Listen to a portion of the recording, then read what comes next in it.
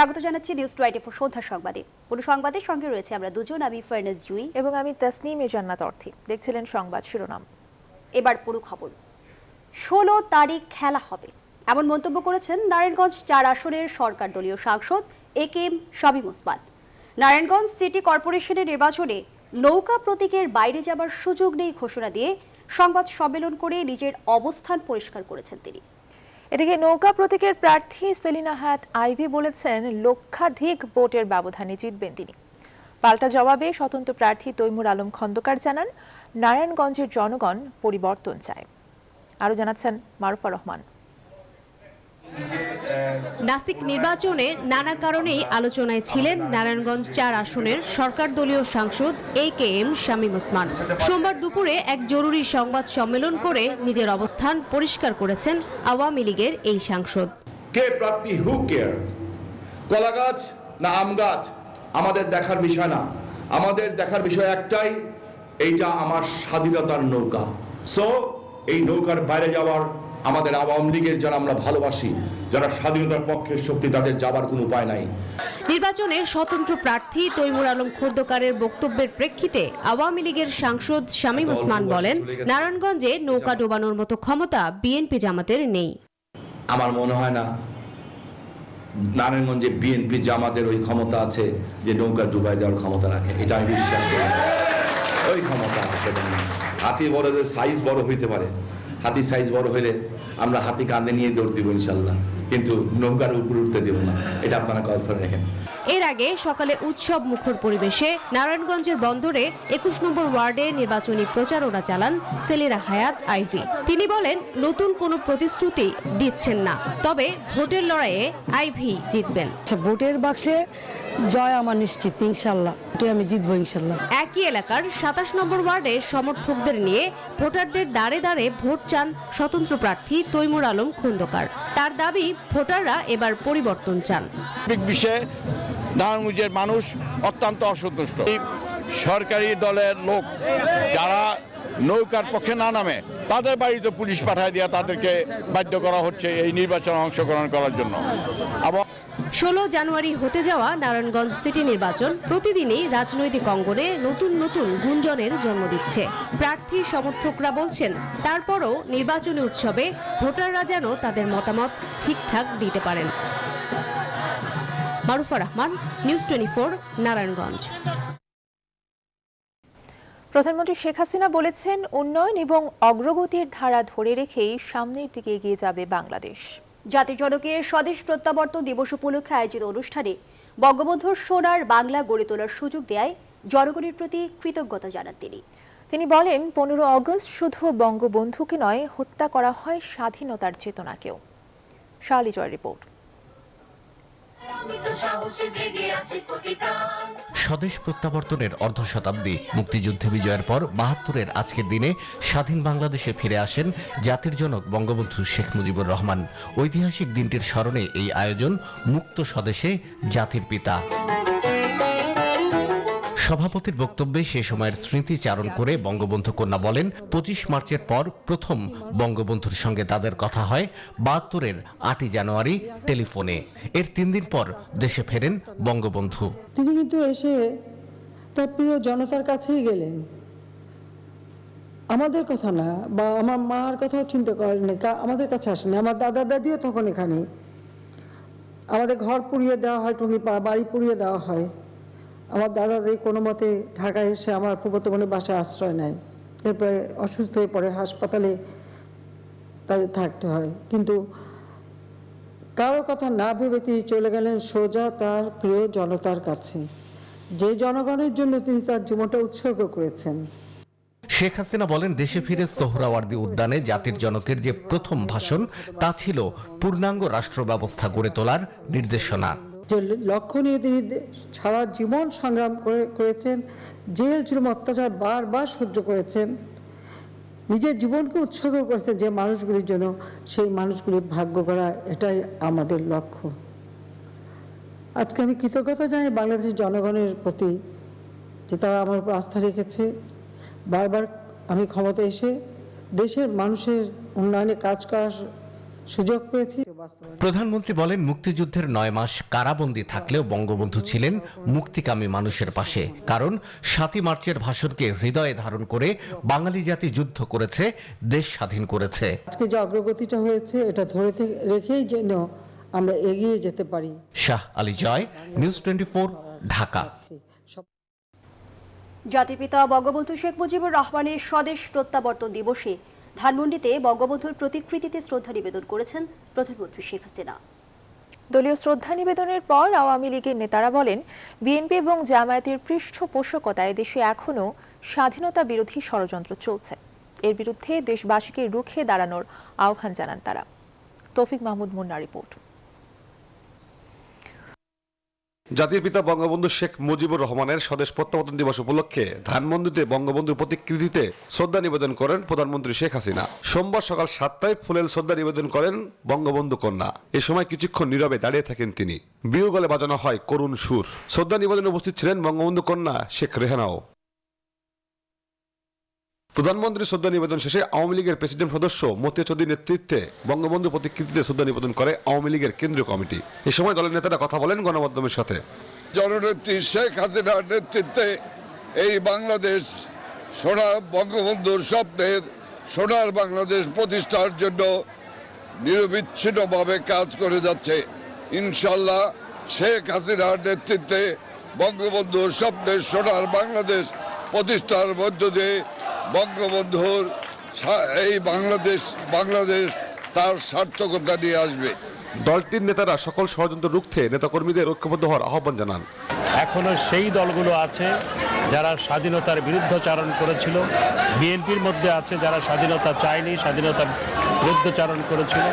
তারা এখনো আমাদের স্বাধীনতা, সার্বভৌমত্ব, উন্নয়ন, অগ্রগতির বিরুদ্ধে ষড়যন্ত্র করছে। সুতরাং দেশকে যদি আরও এগিয়ে নিয়ে যেতে হয়, এই অপশক্তির বিনাশ প্রয়োজন। আওয়ামী লীগের শ্রদ্ধা নিবেদন শেষে দলের বিভিন্ন সহযোগী এবং অঙ্গ সংগঠন ফুল দিয়ে শ্রদ্ধা জানায় বঙ্গবন্ধুর প্রতিকৃতিতে। তৌফিক মাহমুদ মুন্না, নিউজ 24, ঢাকা। দেশে আগের দিনের তুলনায় করোনা শনাক্ত বেড়েছে প্রায় 50%। 24 ঘন্টায় করোনায় নতুন করে শনাক্ত হয়েছেন 2231 জন। নমুনা পরীক্ষার বিপরীতে শনাক্তের হার 8.53%। আর মারা গেছেন 3 জন। এদিকে করোনার বিস্তার ঠেকাতে 11 দফা নির্দেশনা দিয়ে প্রজ্ঞাপন জারি করেছে জনপ্রশাসন মন্ত্রণালয়।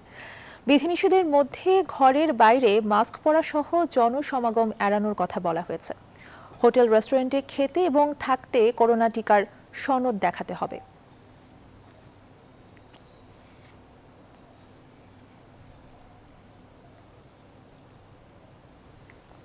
এখনই শিক্ষা প্রতিষ্ঠান বন্ধের কথা ভাবছে না সরকার। টিকায় জোর দিয়ে ক্লাস চালিয়ে যাওয়ার কথাই বললেন শিক্ষামন্ত্রী ডাক্তার দীপু মনি। সোমবার সচিবালয়ে এসব কথা বলেন তিনি জানান, 31 জানুয়ারির মধ্যে সারা দেশে 12 থেকে 18 বছরের শিক্ষার্থীদের প্রথম ডোজ টিকা কার্যক্রম শেষ হবে।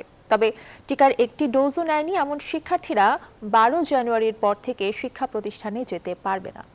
আরও জানাচ্ছেন নাইমা জিকো।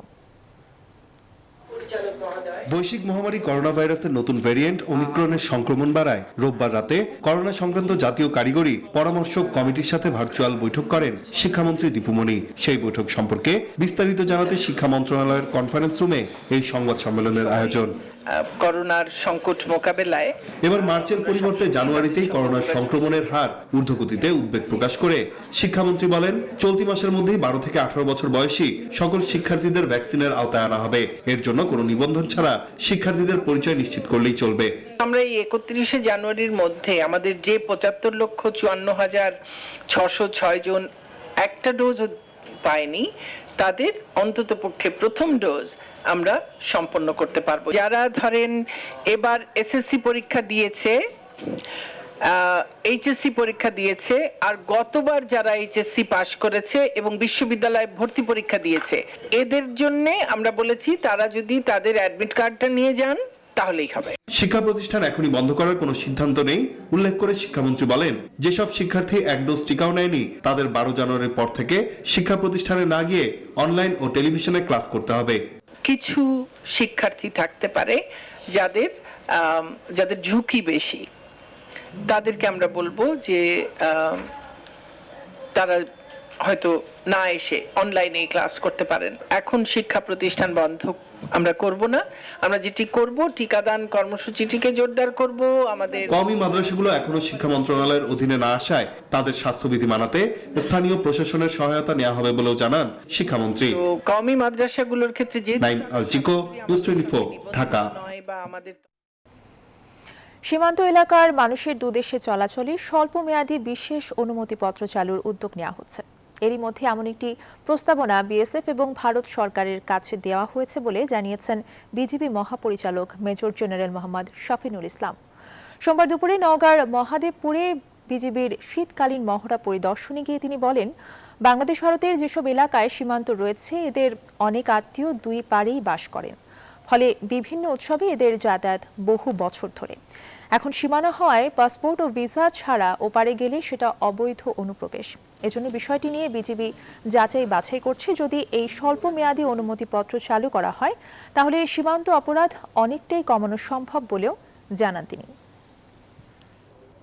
আমাদের প্রতিপক্ষ বিএসএফ এবং ভারতীয় সরকারের স্বরাষ্ট্রমন্ত্রীকে আমি অনুরোধ করেছি এইসব বিশেষ ক্ষেত্রে সাময়িক কার্ড দেওয়া যায় কিনা, 3 থেকে 5 দিনের জন্য সীমিত সংখ্যক 50 থেকে 100টা দেওয়া হলে এলাকা ভিত্তিক এরা সব ফেরত আসার পরে আবার প্রয়োজনে তখন আবার কার্ড ইস্যু করা হবে। ভাষা আন্দোলন থেকে মুক্তিযুদ্ধ কিংবা গণতন্ত্রের জন্য লড়াই, বাংলাদেশকে সবসময় পথ দেখিয়েছে ঢাকা বিশ্ববিদ্যালয়। তবে কখনো কখনো দলীয় সন্ত্রাস আর হানাহানিতে ম্লান হয়ে যায় এই বিশ্ববিদ্যালয়ের অতীত ঐতিহ্য। গবেষক ও শিক্ষাবিদরা বলছেন, শত হতাশার মাঝে এখনও শেষ ভরসার নাম ঢাকা বিশ্ববিদ্যালয়। সজল দাসের রিপোর্ট। যে রাষ্ট্রের জন্য মূলত লড়াই করল এই ভূখণ্ডের মানুষ, সেই রাষ্ট্রের জন্মের বছর না পেরোতেই তাদের ভাষা কেড়ে নিতে চাইল মোহাম্মদ আলী জিন্নাহরা। গর্জে উঠল ঢাকা বিশ্ববিদ্যালয়ের শিক্ষার্থীরা। বীজ রোপিত হলো নতুন রাষ্ট্রের।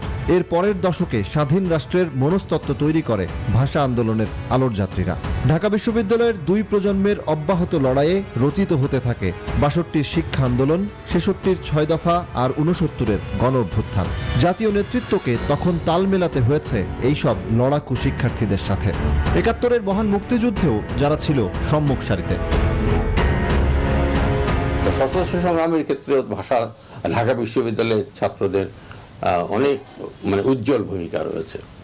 তো সুতরাং বিশ্ববিদ্যালয়ের শিক্ষার্থীদের মধ্যে রাজনীতি প্রবলভাবেই ছিল এবং তারা রাজনীতিক সচেতন ছিল এবং সেই রাজনীতিটা তারা দেশপ্রেমের জন্য ব্যবহার করেছে।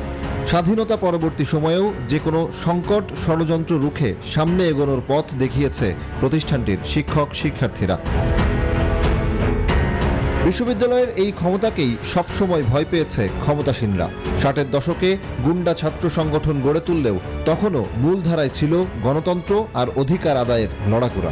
তবে 90 দশক শুরুর পর থেকেই ধীরে ধীরে বিশ্ববিদ্যালয়ের রাজনৈতিক ক্যাম্পাস দখল করেছে ক্ষমতাসীনরা।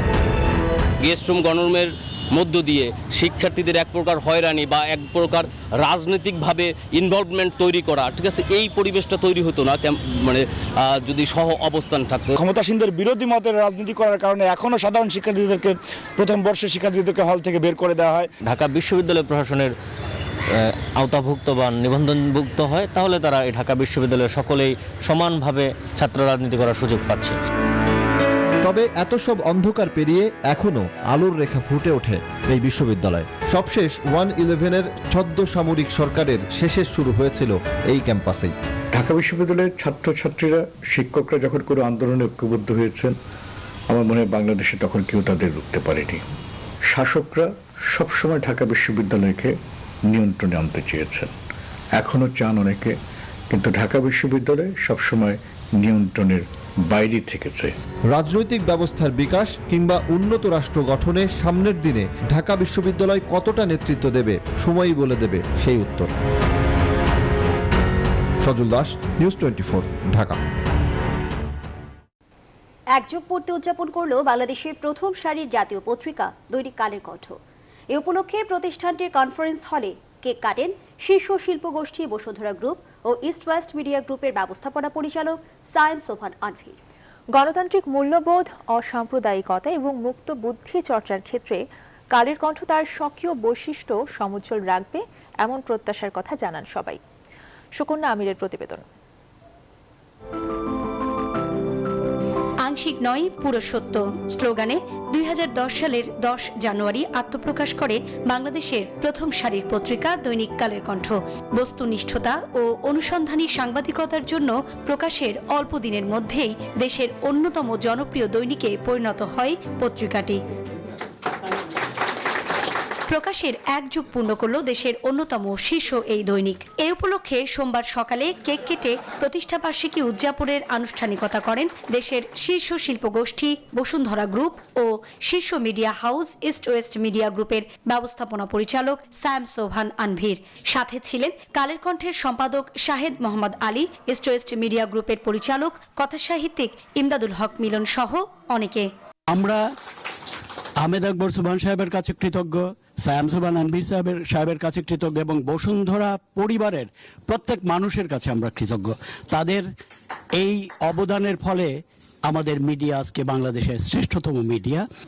যাত্রার শুরু থেকে নিত্য নতুন ভাবনা ও বাস্তবতাকে গ্রহণ করে স্বকীয় বৈশিষ্ট্য বজায় রেখেছে দেশের অন্যতম শীর্ষ এই দৈনিক। পাঠকের আস্থা ও ভালোবাসায় তা অব্যাহত রয়েছে আজও। কন্টেন্ট ডেভেলপমেন্ট করা থেকে শুরু করে আমরা একটা রিডিজাইনিংয়ে যাচ্ছি। আমরা ডিজিটালি কালের কণ্ঠটাকে আরও বেশি মানুষের কাছে আরও রিচ বাড়ানোর জন্য কিছু পদক্ষেপ নিয়েছি, কাজ করছি।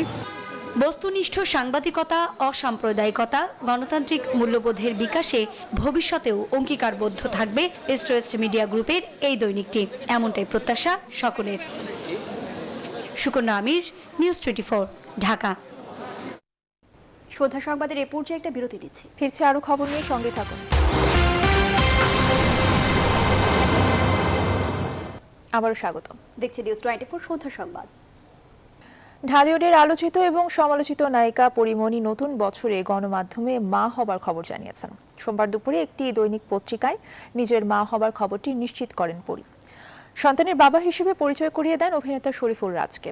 গণমাধ্যমে তিনি জানান, গিয়াসউদ্দিন সেলিমের ছবি গুনিনের সেটে প্রেমে পড়েন শরীফুল রাজ এবং পরিমণি। সেই সম্পর্ক থেকে গোপনে বিয়ে করেন তারা। কয়েকদিন আগে পরিচালককে বিয়ের কথা জানান পরিমণি।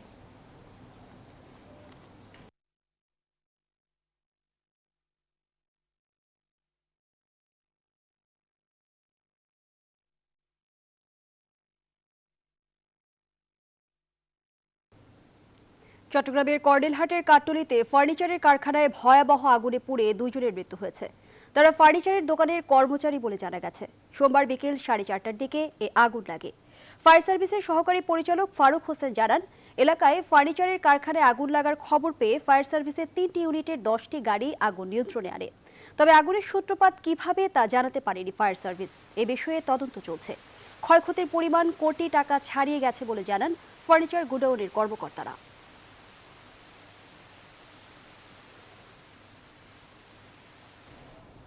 নারায়ণগঞ্জ সিটি নির্বাচনে দলীয়ভাবে কাউকে সমর্থন দেওয়া হয়নি বলে জানিয়েছেন জাতীয় পার্টির মহাসচিব মুজিবুল হক চুন্নু। সকালে প্রধান নির্বাচন কমিশনারের সাথে সাক্ষাৎ শেষে তিনি এই কথা জানান। চুন্নু অভিযোগ করেন, সম্প্রতি স্থানীয় সরকার নির্বাচনের নামে দেশে নৈরাজ্য সৃষ্টি হচ্ছে। জাতীয় পার্টির প্রার্থীদের নাম প্রত্যাহার করতে বাধ্য করা হয়েছে বলেও দাবি করেন তিনি। বলেন, রাজনৈতিক দলগুলো সহিংসতায় জড়ালেও দায় এড়াতে পারে না নির্বাচন কমিশনও। নির্বাচনটার জন্য নিরপেক্ষ হয়, ফেয়ার হয়, মানুষ যেন ভোট দিতে পারে, সেই পরিবেশ যাতে হয়, সেই জন্যই আমরা প্রধান নির্বাচন কমিশনারকে আমরা অনুরোধ করেছি এবং তিনি আশ্বস্ত করেছেন যে প্রধান নির্বাচন কমিশনার যে তিনি তার কমিশনের পক্ষ থেকে এবং তার ব্যক্তিগত পক্ষ থেকে এই নির্বাচন, তার বিদায়ের বেলায় যাতে এই নির্বাচনটা একদম ফেয়ার হয়, তার জন্য যা যা করণীয় তিনি তা করবেন বলে আমাদেরকে আশ্বাস দিয়েছেন। রাষ্ট্রপতির সংলাপ ও সার্চ কমিটির মাধ্যমে নতুন নির্বাচন কমিশন গঠনে যে উদ্যোগ নেওয়া হয়েছে তা প্রধানমন্ত্রীর ইচ্ছার বাইরে করার সুযোগ নেই বলে মনে করে বাম গণতান্ত্রিক জোট। তাদের দাবি, সরকারের পছন্দের ব্যক্তিদের নিয়েই নির্বাচন কমিশন গঠন করবেন রাষ্ট্রপতি, যা সংকট আরও বাড়াবে। সোমবার রাজধানীর পল্টনে সিপিবির দলীয় কার্যালয়ে তারা এসব কথা বলেন। জোটের সমন্বয়ক জানান, সংকট এড়াতে সরকারকে শিগগিরই রাজনৈতিক উদ্যোগ নিতে হবে। আমরা আতঙ্ক আছে মানুষের মধ্যে, একটা হতাশার আহ্বান করেছেন। আমরা আজকের এই সংবাদ সম্মেলনে কিন্তু প্রধানমন্ত্রী বা সরকারি দলের তাদের অনুমতির বাইরে, তাদের পছন্দের বাইরে বিদ্যমান অবস্থায় কারো সেখানে নির্বাচন কমিশনের সদস্য হওয়া বা নির্বাচন কমিশন গঠনের কোনো সুযোগ এবং অবকাশ নেই। আমরা বলেছি সমগ্র সংকটটা রাজনৈতিক। দেশের সর্ববৃহৎ শিল্প প্রতিষ্ঠান বসুন্ধরা গ্রুপের উদ্যোগে বগুড়ায় 2টি এবং নওগাঁর 1টি উপজেলায় কয়েক হাজার গরিব মানুষের মাঝে কম্বল বিতরণ করা হয়েছে। দৈনিক কালের কণ্ঠের শুভ সংঘের সহায়তায় এ কম্বল বিতরণ করা হয়। এছাড়াও ময়মনসিংহের সংবাদপত্র হকারদের মাঝে শীতের কম্বল বিতরণ করেছে বসুন্ধরা গ্রুপ। বিস্তারিত ডেস্ক রিপোর্টে। সারা দেশে আর্ত মানবতার সেবায় শীতার্ত মানুষের পাশে দাঁড়িয়েছে দেশের শীর্ষ শিল্প প্রতিষ্ঠান বসুন্ধরা গ্রুপ। বসুন্ধরা গ্রুপের চেয়ারম্যান আহমেদ আকবর সোবহানের নির্দেশনায় সারা দেশে এই কার্যক্রম অব্যাহত রয়েছে। এরই অংশ হিসেবে সোমবার কালের কণ্ঠ শুভ সংঘের আয়োজনে বগুড়া সদর ও শাহজাহানপুর উপজেলার 1000 গরিব মানুষের মাঝে শীত বস্ত্র দেয়া হয়। তীব্র শীতে বসুন্ধরার উপহার পেয়ে খুশি দরিদ্র মানুষেরা। বসুন্ধরা থেকে আমরা কম্বল পেলাম, এতে আমরা খুশি, আমরা দোয়া করি। বসুন্ধরা থেকে আমরা কম্বল পেয়েছি, আল্লাহ তার মঙ্গল হোক। বগুড়া জেলার 2000 মানুষ এই কম্বল উপহার পাবে এবং পরবর্তীতে আমরা বাংলাদেশের আরো কিছু জেলা আছে যেখানে আমরা এই শীতের উপহার দিব। এমন মহতি কার্যক্রমকে স্বাগত জানিয়েছেন প্রশাসনের কর্মকর্তা সহ সুধীজন। কালের কণ্ঠের শুভ সংঘের উদ্যোগে আজকে এই ধরনের শুভ সংঘ এই জেলায় করোনা সংক্রমণের পর মানবিক সহায়তা প্রদানেও তারা অগ্রগামী ছিল। নওগাঁর রানীনগরের কুজাইল বাজারে বসুন্ধরা গ্রুপের সহায়তা এবং কালের কণ্ঠ শুভ সংঘের আয়োজনে 300 শীতার্ত ছিন্নমূল মানুষের মাঝে শীত বস্ত্র দেওয়া হয়েছে। এই কম্বল দ্বারায় আমি শীতের ইয়া পার হয়ে গেছি। আল্লাহ তাদের আল্লাহ সুখে রাখুক। কষ্ট নিবারণের জন্য ওনাদেরকে এগিয়ে আসার জন্য আমরা এলাকার পক্ষ থেকে আন্তরিকভাবে অভিনন্দন এবং ধন্যবাদ জানাচ্ছি। এদিকে ময়মনসিংহের স্টেশন রোড এলাকায় জেলা সংবাদপত্র হকার্স বহুমুখী সমবায় সমিতির সদস্যদের মাঝেও শীতের কম্বল বিতরণ করেছে Bashundhara group. Desk report, news 24। নিচে আরো একটি বিরতি, সাথেই থাকুন। আবারও স্বাগত, দেখছেন নিউজ 24 সন্ধ্যা সংবাদ। এবারে খেলার সংবাদ জানতে চলে যাব অন্য স্টুডিওতে সহকর্মী পিঙ্কির কাছে। ধন্যবাদ অর্থে আপনাকে। আর এবার ক্লেমন খেলার সংবাদ।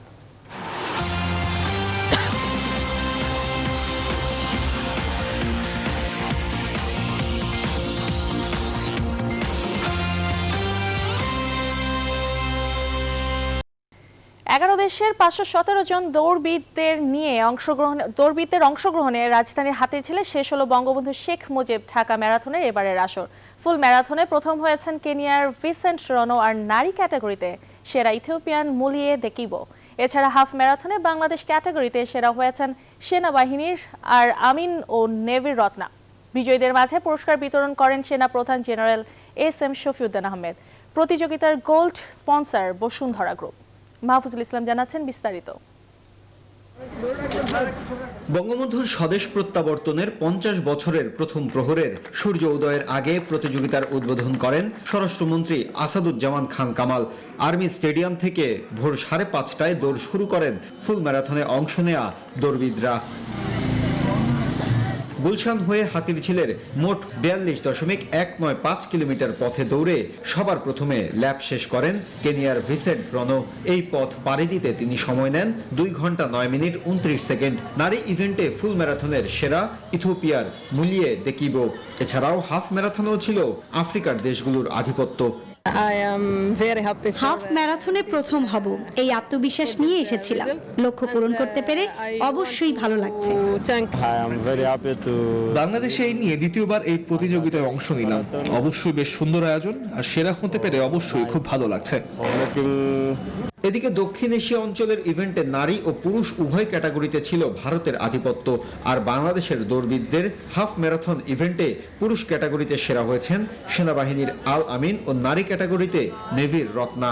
গতবার থার্ড হয়েছিলাম, এবার ফার্স্ট হয়েছি, অনেক ভালো লাগছে। এবারেই ফার্স্ট টাইম আমি এই হাফ 10 কিলো ম্যারাথন করিয়ে দিই। ভাষায় প্রকাশ করার মতো না। দূরপাল্লার এই দৌড় প্রতিযোগিতায় বিজয়ীদের পুরস্কার তুলে দেন সেনাপ্রধান জেনারেল এস.এম. শফিউদ্দিন আহমেদ। প্রতিযোগিতার ধারাবাহিকতা ধরে রাখতে পরবর্তী আসরেও সবাইকে অংশগ্রহণের অনুরোধ জানান তিনি। Bottom of my heart, I would like to thank you because you took lot of trouble to be here and did whatever you could. Really, we are grateful to all of you, and I'm really interested to see you next time. এ সময় প্রতিযোগিতার gold sponsor Bashundhara group সহ অন্যান্য প্রতিষ্ঠানকে ধন্যবাদ জানান সেনাপ্রধান। মাহফুজুল ইসলাম, news 24, Dhaka. আর এই ছিল খেলার সংবাদ। মূল স্টুডিওতে ফিরে যাচ্ছি অর্থে এবং জুয়ের কাছে। ধন্যবাদ পিঙ্কি আপনাকে আমাদের সাথে যুক্ত হওয়ার জন্য। আর এই ছিল সন্ধ্যার সংবাদের আয়োজন। আরো সংবাদ ও বিশ্লেষণ জানতে ভিজিট করুন news24dd.tv। ধন্যবাদ সবাইকে।